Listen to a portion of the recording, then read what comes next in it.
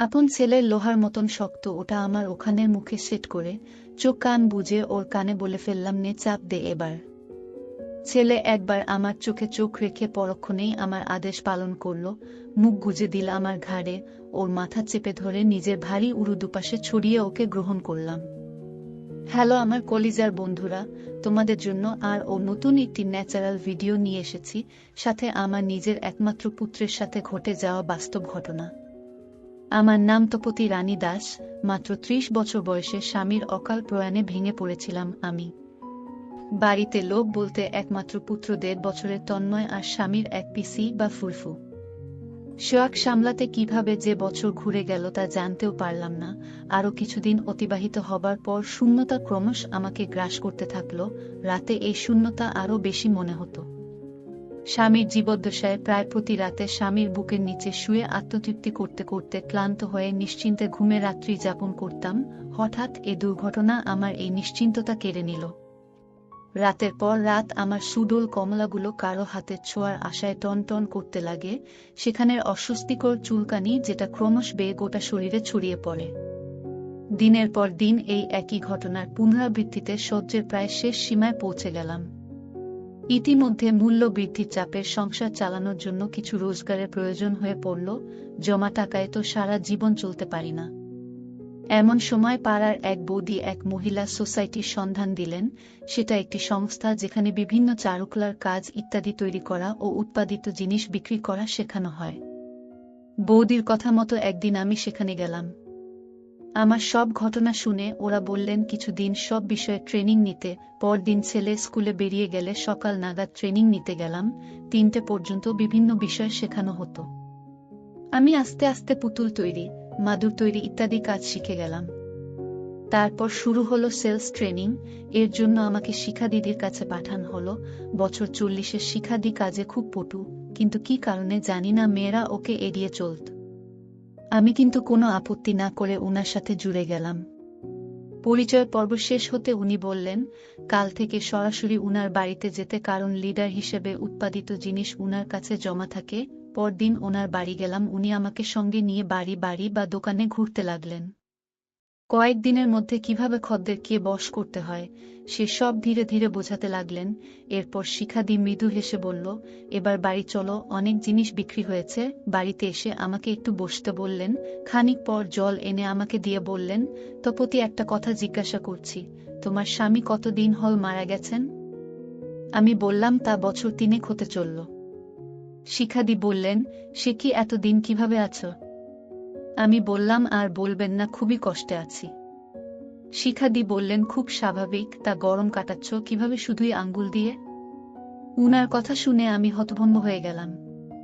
আমি ভেবেছিলাম উনি আমার আর্থিক কষ্টের কথা জিজ্ঞাসা করছেন, ফলে নিজের দেয়া উত্তরে একটু লজ্জা পেয়ে গেলাম। তখন শিখাদি বললেন, দেখো এই বয়সটা এভাবে থাকা ঠিক নয়, হয় বিয়ে করো অথবা পুরুষ সঙ্গী জুটিয়ে নাও। আমি আমতা আমতা করে বললাম, আপনি যেটা বলছেন সেটা অত সহজ নয়।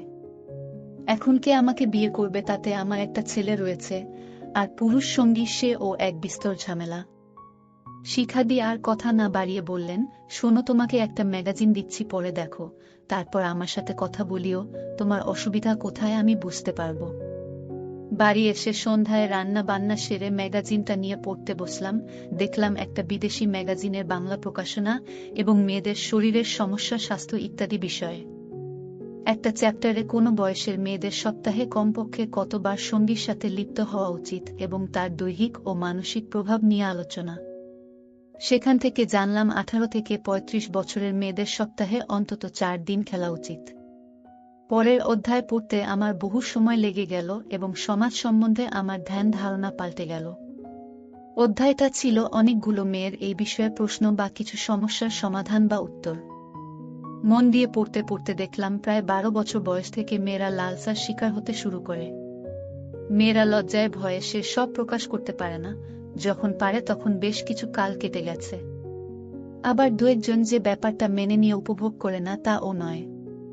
দ্বিতীয় আর একটা বিষয়ে আলোকপাত করা হয়েছে, সেটা হল রাসায়নিক দূষণের ফলে পুরুষের মধ্যে নাকি সন্তান উৎপাদনের ক্ষমতা কমে যাচ্ছে, ফলে বহু মেয়েকে গর্ভবতী হবার জন্য সক্ষম পুরুষের সাহায্য নিতে হচ্ছে। এই রকম 5টি ঘটনা পেলাম যাতে মেয়েরা তাদের থেকে কম বয়সী ছেলেদের দিয়ে গর্ভধারণ করেছে। সবশেষ বা বিরল লজ্জাজনক ঘটনা এসেছে একজনের। 13 বছর পর দ্বিতীয়বার গর্ভবতী হয়েছে তার প্রথম পুত্র সন্তানের দ্বারা। দুর্ঘটনায় তার স্বামী অসুস্থ হয়ে যাওয়ায় সে বাধ্য হয় পুত্রকে বেছে নেয়। এসব পরে আমার মাথা ঘুরে গেল। যাই হোক, বিক্ষিপ্ত মন নিয়ে পরদিন আবার কাজে গেলাম শিখাদির কাছে। দিনের শেষে শিখাদি বলল, পড়েছ ম্যাগাজিনটা? আমি বললাম, পড়েছি। আচ্ছা, প্রশ্ন উত্তর অধ্যায়ে যেগুলো লিখেছে সেগুলো সত্যি না বানানো? শিখাদি বলল, বানানো কেন হবে, পুরো সত্যি। আমি বললাম, ছেলে মায়ের ঘটনাটাও? শিখাদি বলল, বুঝেছি। তুমি ভাবছ ছেলের খেলোয়াড় কিভাবে গর্ভবতী করল। আমাদের দেশে তোমার চিন্তা খুব একটা ভুল নয়, কিন্তু ঘটনাটা যে দেশে সেখানে ওই বয়সের বেশিরভাগ ছেলে এগুলোতে সক্ষম।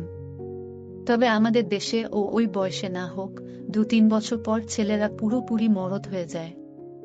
আমি বললাম, হবে হয়তো, কিন্তু ওই ভদ্রমহিলাই বা কি রকম, যে মা হয়ে ছেলের সঙ্গে?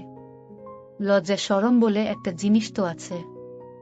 শিখাদি বলল, ওরা উন্নত দেশের লোক, লজ্জাকে বেশি গুরুত্ব দেয় না, একবার লজ্জার আবরণ খুলে নামতে পারলেই ব্যাস। এদিকে শিখাদির আন্ডারে কাজ শেষ হয়ে গেছিল, কিন্তু তার কথাগুলো কানে ঝনঝন করে বাজছিল, ফলে রাতে ভালো ঘুম হচ্ছিল না। একদিন ছেলে বলল, মা তুমি সারা রাত ছটফট করছ, ঠিক মতো ঘুমাচ্ছ না, শরীর ঠিক আছে তো? কি হয়েছে? আমি বললাম, এই একটু গা হাত পা ব্যথা। ছেলে বলল, আমি মালিশ করে দেব? আমি চোখ কান বুজে বললাম, রাতে শোয়ার পর দিস। সেদিন রাতে ছেলে শোয়ার পর বলল, কোথায় কোথায় ব্যথা বলো, মেসেজ করে দেই। আমি অজানা আশঙ্কায় বা আশায় উপুড় হয়ে শুয়ে বললাম, কোমরটা ভালো করে মেসেজ করে দে। ছেলে শুরু করল, ওর মালিশে বেশ ভালো লাগছিল। এরপর আমি চিত হয়ে শুলাম আর ছেলেকে বললাম, এবার উরুতে মেসেজ করে দে। ইচ্ছে করেই আঁচলটা নামিয়ে দিলাম, ছেলে কিন্তু নির্বিকারে আমার সেবা করে চলল। ওর মধ্যে কোনো আচরণে বিকাল লক্ষ্য করলাম না, ফলে আমি মনে মনে খুব লজ্জা পেলাম। যদিও উরুর উপর ওর হাতের চাপে আমার বেশ ভালো লাগছিল, শেষ চেষ্টা হিসেবে উঠে বসে ছেলেকে বুকে জড়িয়ে ধরলাম। ছেলে বলল, মা তোমার ব্যথা কমেছে। ও মনে হয় ভাবছে যে আমার ব্যথার উপশম হয়েছে, তাই আমি ওকে জড়িয়ে ধরলাম। এবার আমার নিজেকে ধিক্কার দিতে ইচ্ছে করছিল, শিখাদি যতই বলুক এই ছেলেকে কি বিছানার সঙ্গী করা যায়। যে মেয়েদের ইশারা বিন্দুমাত্র বোঝে না, আমি ওর কাছে এখনো স্নেহময়ী মা। আমি শান্ত গলায় বললাম, হ্যাঁ বাবা, অনেকটা কমেছে, তুই এবার ঘুমা। মন খারাপ হলে শরীর ভালো থাকে না, ফলে সংস্থার কাজে উৎসাহ বাড়াতে লাগলাম। মাসখানেক চরম বিশৃঙ্খলা মধ্যে দিয়ে চলার পর আমার জীবনে হঠাৎ করে পরিবর্তন হলো। স্বামী যে পিসি আমাদের সঙ্গে থাকতেন তার ভাসুরের ছেলে বদলি হয়ে আমাদের বাড়ির কাছে শহরে এলো এবং খোঁজ করে আমাদের বাড়িতে উপস্থিত হলো। পিসি মা আমাদের মতন খালি একটা ঘর ভাড়া দিল তাকে, এতে আমাদের সংসারে রোজগারের জীবন যাত্রা একটু সহজ হয়। ছেলেটা আমার থেকে 2-3 বছরের বড় হবে, নাম প্রতিম। অল্প কিছুদিনের মধ্যেই সে আমার রূপে আকৃষ্ট হয় এবং আমাকে আহ্বান জানায় এবং আমাকে বিয়ে করার প্রতিশ্রুতি দেয়। স্বভাবতই আমি সে আহ্বানে সাড়া দিই এবং আমাদের সম্পর্ক শুরু হয়। মাস 6 লুকিয়ে চুরিয়ে চলার পর আমি বিয়ের জন্য চাপ দেই। এরপর পিসিকে এটা বলার পর উনি রাজি হলেন আমাকে বিয়ে দিতে, কিন্তু ছেলে এটা শুনে রাগে জ্বলতে লাগলো। অনেক বুঝিয়ে আমি শেষ পর্যন্ত প্রতিমের সাথে বিয়ে করতে পারলাম। এরপর আমি শ্বশুরবাড়ি চলে এলাম। তবে বিয়ের পর আমাকে শাশুড়ি বাচ্চার জন্ম চাপ দিতে লাগলো, কিন্তু কোনোভাবে বাচ্চা হচ্ছিল না। আসলে প্রতিম ভালো খেললেও তার পানি পাতলা ছিল, আমার মনে হয় এই জন্য হচ্ছিল না। যাই হোক, সংসারে হালকা অশান্তি লেগেই থাকলো।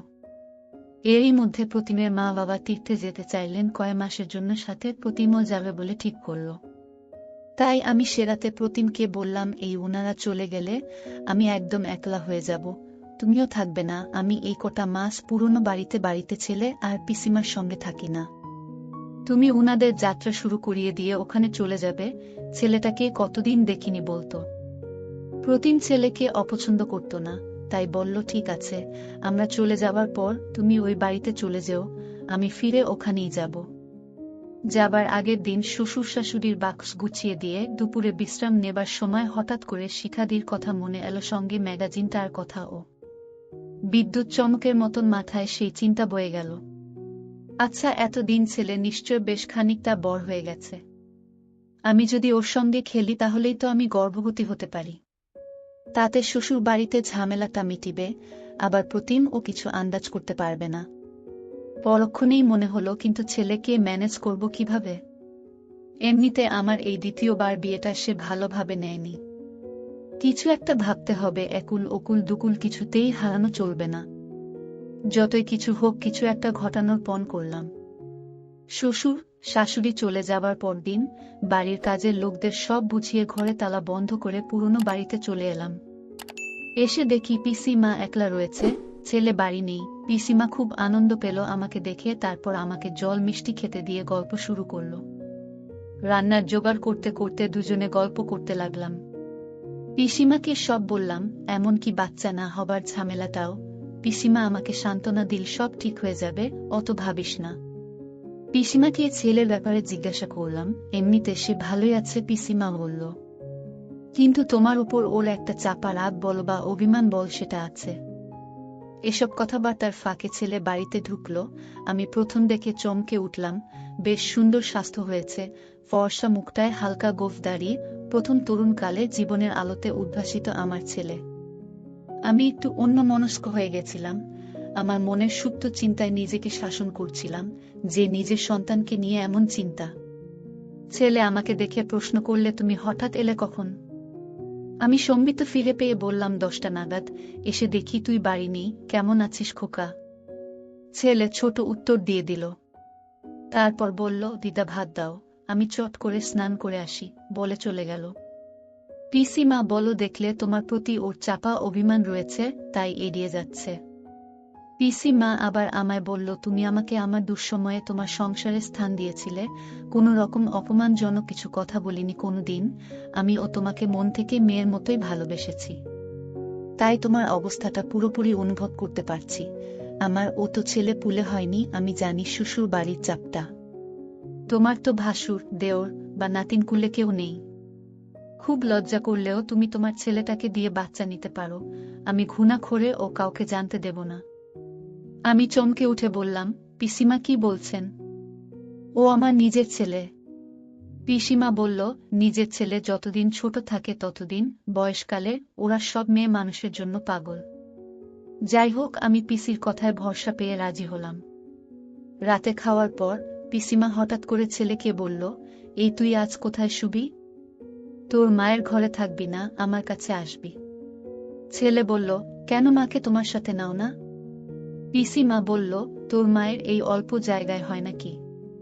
তোর ঘরটা বড় আছে, আর তোর মা ওখানে ঘুমানোর অভ্যস্ত, তোরা দুজনেই ওখানে থাক। ছেলে একবার বলল, ফাঁকা ঘরটাতে মাকে যেতে বলো।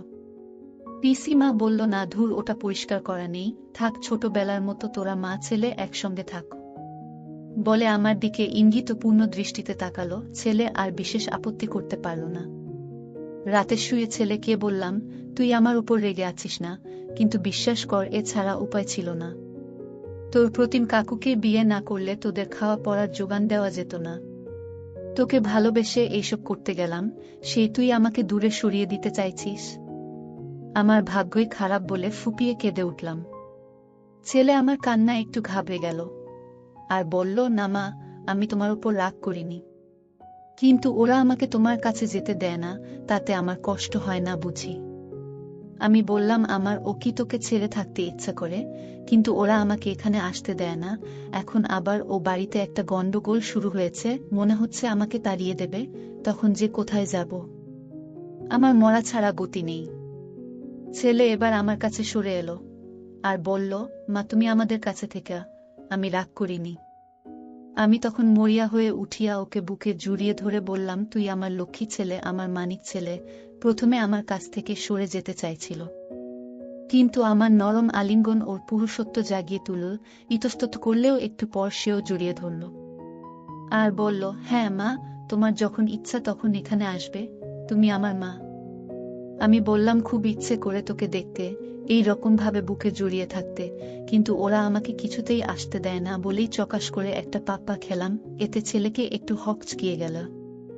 একটু পর আমার পাপ্পার প্রতিদানে আমাকে ও আর একটা পাপ্পা দিল। আমি মরিয়া হয়ে ওকে আরও দিতে থাকলাম। এভাবে আদান প্রদানের পর ছেলে আমাকে আঁকড়ে ধরল। অনুভব করলাম ওর জিনিস শক্ত হলে আমার পেটের কাছে খোঁচা মারছে। আশায় আশঙ্কায় সংকোচে আমার বুক দূর দূর করে কাঁপছিল। খানিকটা প্রশ্রয়ের সুরে বললাম, এই এবার কি করবি কর। ও আমার গলার স্বরে বা আচরণে একটু সাহস করে বলল, আর একটু আদর করো না মা। আমি ও সুযোগের সদ্ব্যবহার করলাম।